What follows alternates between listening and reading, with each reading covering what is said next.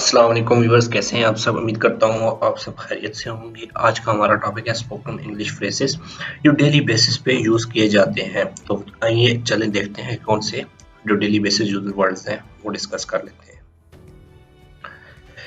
मैं बाजार जा रहा हूँ, तो इसको सिंपल से आप ट्रांसलेट कर सकते हैं। I am going to market, I am going to बाजार या मेरे पास ऐसा करने को कुछ नहीं। I have nothing to do this.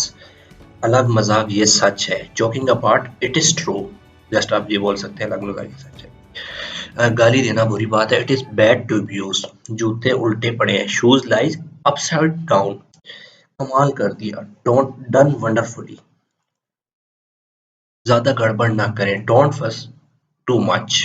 अपने गुनाहों का कुफारा। Atone for your sins. मुझे डर है कि मुझे देर हो रही है। I am afraid I am late. इसे हवाले कर दो। Hand him over. तुम फजूल बातें कर रहे हो। You are talking nonsense. Thanks for watching.